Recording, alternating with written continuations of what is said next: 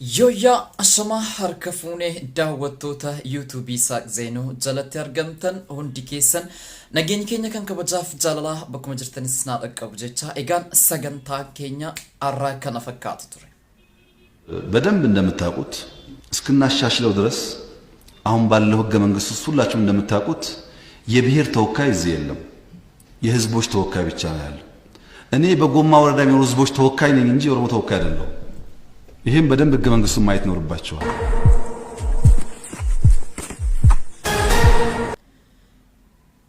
egaan paarlaamaa kaleessaa irratti dubbii muummee ministeera Itoophiyaa dubbatan ijoo waan sadii waan waliin dubbannu qabna dhimma woboo irratti wanni inni dubbatee fi akkasumas dhimma lammiilee kan keenya mana hidhaa Saudi Arabiyaa keessa jiran lammiileen kuni lammiilee Itoophiyaa ta'uuf adda ammallee hin baafanne jara kana keessa kan baay'ee salaxanan nafsa gadaa hojjechuun lubbu baasan hedduun jiraachuu danda'u lammiilee kan keenya amma ta'uu adda baafannutti baay'ee qormaata keessa jirra kan jedhamfaatu jira ከዚህ ሳውዲ የሄደ መሆኑን ማወቅ ያስቸግራል የሰለጠኑ ገዳዮች አሉበት ይባላል ብዙ ጉዳይ የሚወራው ቁጥሩ ደግሞ ከፍተኛ ነው 100 ሺዎች ነው እና ዝም ብለን ብናመጣ የኢትዮጵያ ህዝብ እንደተለመደው የራሱን ዜጎች ተቸግሮም ቢሆን ቂጣም ጎመም ተካፍለው ይኖራል ጠፍቶን ሳይሆን መከራም አብሮ እንዳይመጣ ቆም ብሎ ማጥናት ማስላት ስለሚፈልግ ነው እና ከሳውዲ መንግስት ጋር በቅርበት እየሰራን ነው ዴሌጌሽን ሄዷል በቅርቡም ሚኒስትሪያል ኮሚቴ በክቡር ምክትል ጠቅላይ ሚኒስትር የሚመራ ተቋቁሟል በደንብ አጥንተን ዜጎቻችንን እንመልሳለን ስንመልስ ጥፋት የሚያስከትሉ ሰዎች ካሉበት ጥንቃቄ እናደርጋለን እንደዛ አይነት ትሬንዶችና ምልክቶች ስላሉ ስጋት ስላለብን ነው ነገሩን ያዝ አድርገን ቆም አድርገን እየሰራን ያለነውና ንጹሃን አሉ የሚጎዱ ለምሳሌ 100 ሰዎች አብሯቸው ግን 10 ሰዎች ካሉ متاجر سماهم لمون كريستانا مسلم وزوجي علمو جعلما شرطا الذي تقرأ نبا تجرى علمو وقاد كوهر كاربا نفس كيس السجر جاربا أكيستي رواتو جرى ربي جنا والله نمني واقع صداتا نفكيسا نفودا Gidiran hamate hirarsan Godan isa sena madofne Nubir madu malo ya gofta Ako nutamate minamne Kandu efa wina janata Kanjiruf ya rabbi manata Jane siti yane lalabne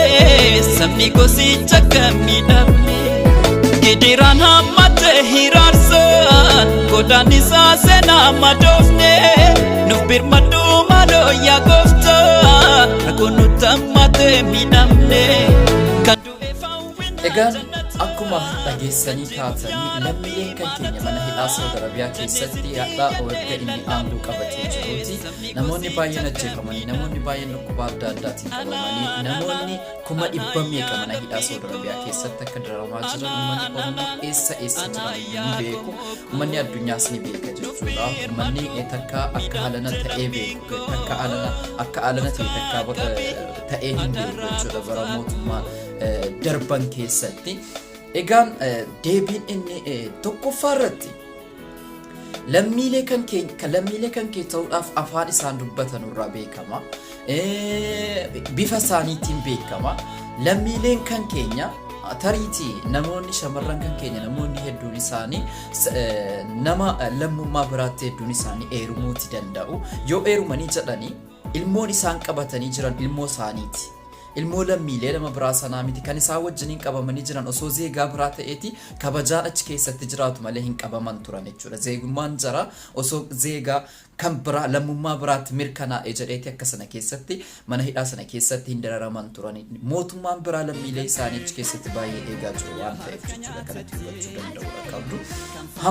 hammam biyya eeguu mitiitii hamma maatii tokko eeguu hin dandeenyedha kan irraa hubachuu dandeenyu mootummaan Abiyyi kunneen inni kan biraa gama kanatti bal'inaan gara boodaatti deebina ani ummata Oromoo bakka hin buune naannoo gommaa amma gommaan ana bakka dhaloota kootiiti yeroo adda addaa yeroo filannoon dhufu kan dura bu'ee filatamu isa ture jechuun filannoo sanarratti boordii filannoo irratti dura bu'aan isa ture jechuudha Abiyyi Ahmad yeroo baay'ee nuti Abiyyi Ahmadiin kan nuti beeknu yeroo filannoon ga'u qofadha kan beeknu uummanni gommaa uummata gommaadhaafis waan ta'eeti miti takka yeroo filannoo sana keessa kakaasu kaka'umsa jechuun yeroo duulana filadhaan yeroo ga'u qofatti dhaqaa inni gara sana dhufee hawaasni akka inni isa filatu kan godhu malee Abiyyi uummanni gummaayu Abiyyiin hin beeku jechuudha. Hin beekan ture. Ani yeroo baay'ee baadii keessan hojjedhan ture yeroo duullee ifna filadhaa qofatti dhufuudha kan nuti beeknu isa malee yookaan hojii addaa wayii hojjetee fi uummata gommaatiif sirriidha uummata Oromoo bakka bu'u. Garuu akka seera biyyattiitti yoo ta'e jedhee naannoo sana Oromiyaa yoo taate jetti Oromiyaa bakka buuta malee sabaaf sablammii bakka buutu jechuudha. Sabaaf sablammiin Oromiyaa keessa akka nama biraatti jiraachuu danda'udha qabu. Yeroo isiniin jedhu biyya qabu naannoo qabu achi keessatti dhalatanii guddachuu ni danda'u. Jarrinis hamma sanatti Oromoo bakka bu'e malee sabaaf sablammii hunda uummata hunda miti kan inni bakka bu'e bakka bu'u achi keessatti jechuudha. Erga Oromoodhaaf bakka bu'e bakka bu'aa dhaabbata dhaadiyoo maaliif jedhame dhaadiyoon uummata Oromoo bakka buutu sirriidha uummata Oromoo bakka buutu maqaadhaaf malee jechuudha silumaayyuu kun waan addaati inni kan biraa gaaffiin kaleessa keessaa ka'ee fi jedhee dhimma oboodhaan wal qabate addi bilisummaa uummata Oromoo maaliif dhabamsiisuun dhabame akka mootummaatti kan jedhamuuf gaaffiin paarlaamaa keessaa ka'ee fi ture jechuudha innis deebiin inni deebisee fi addi bilisummaa uummata Oromoo yookaan ABO shanii inni jedhee maqaa moggaasee fi jiru deeggartoota hedduu of keessaa qaba qarshii hedduu argata akkasumas immoo loltoonni isaan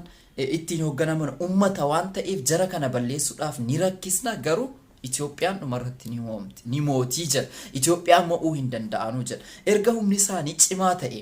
erga humni mootummaa warra kana lolee ofirraa dhiibuu hin dandeenye maaf maqaa biraatti kennuun barbaachiseere jechuun amma laal yeroo baay'ee kan badii balleessullee mootummaaniif woboon yeroo lolanii jedhanii kan badii balleessu waraana mootummaati kan haa ta'u gaafa lola keessa seentee jettu rukutamuun ajjeefamuun mo'amuun ni jira mo'uun ni jirti akka tasaa ta'e waraanni tokko lama yoo woboo keessaa rukutamee jedhe reeffa isaanii sanallee akka namaatti miti kan isaan intinaa ta'anuu ni gubu ibiddaan jechuudha dhalaata Oromooti jedhanii kun diinummaa inni uummata Oromoodhaaf qabu agarsiisa jechuudha. Kanaaf jennaan woboon akka humna qabuu fi akka mootummaa kanaan baduu hin dandeenyes immoo jala muree wanti inni dubbatee jira jechuudha. Woboon humna addaati humna guddaa qaba waan ta'eef mootummaadhaan waan baduu miti deebi'es ammoo akka humna deeggarsa hedduu akka qabu erga deeggarsa hedduu qabaate maaliif namni wanti kun qaamni kun shororkeessaa jedhamee farrajamuu danda'a akka deeggartoonni hawaasatu deeggara uummatatu deeggara waan ta'eef lammiileen biyya biraa miti kan deeggaramu erga hawaasaan jaallatamee deeggarameeti maaliif shororkeessaa jedhameen gaaffii keessa galuu danda'udha qaba inni kan biraa gara pirezidaanti Maammeetti haa darbinu gaaffii wayii gaafatame gaaffii sanaaf deebiin deebise laala አዲስ አበባ ህዝብ ካንተና ከእስክንድር ነጋ ማን ነው የበለጠ የተሻለ የሚቆረቆሮ የሚጠቀመው ወይ ደግሞ የሚጠቅመው ብለ ታስባለ እንደ ሰው ራሱን ያጋነን ማለት ለሸገረዝ በኔ ክስተት ነው ክስተት ለሸገረዝ የትኛው ማን ይረዳዋል የትኛው ማሜኮ እስኪ እንደው ትንሽ ደቂቃ አሁን ያለነው ወደ እንትን አካባቢ አይደል እስኪ እንወረድና እንሂድ እስኪ በእግራችን ወክና አሳልፈኝም ሰው መኪና ቆሞ ከኔ ጋር ፎቶ መለሰ መኪና ቆሞ እሸማቀቃለሁ አልወጣም ለዛ ነው ልንቀሳቀስም ነው ይገባ በጣም የማቆ አንድ ሰው ነው ይቆላቀ ሰው አላቀርብም ሲጀመር ነው ለምን ጠልቼ ሳይሆን በጣም መሳሳለታለሁ በኔ ተነሳ አንዱ እንዲጎዳ አልፈልግም አንዱ እንዲሆነ ነገር ሊሆን አልፈልግም ጀቻ ጃይባቲ ማመንቱ ቢኬኛረቲ አባ ኢማና ፍንፍኔተ እስክንድሪን ባየተ ካሉ ከሰቲ ሾረ ጉርጉዳ ተፈታቱ ከናንድረት ጀቹዳ እስክንድር አከ ኢንን ሶቾኔ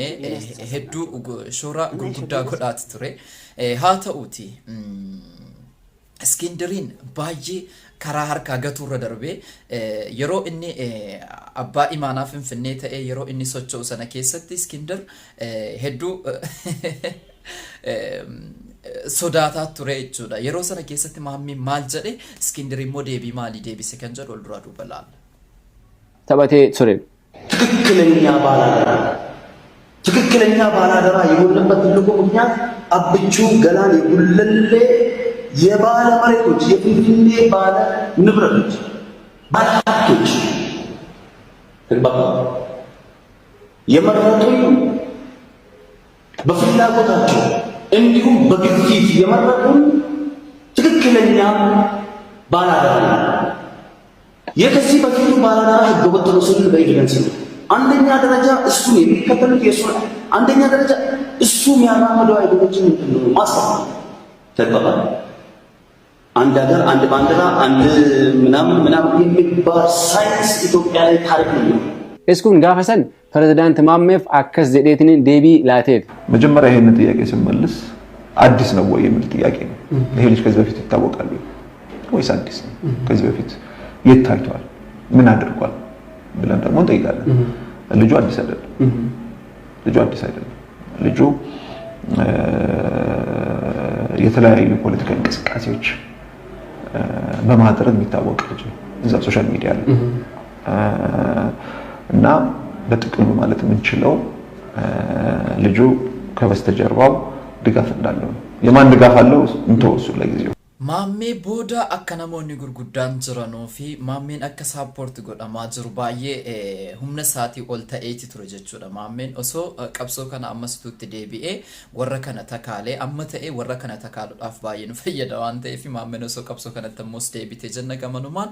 ኤጋን ኦሪማት ኪየንታነ ሰብስክራይብ ጎቹ ዳማት ኪየታ ሃንጋ ቪዲዮ ብራቲ ወርት ዴብኑት ቱርቲ ጋሪ ነጊያት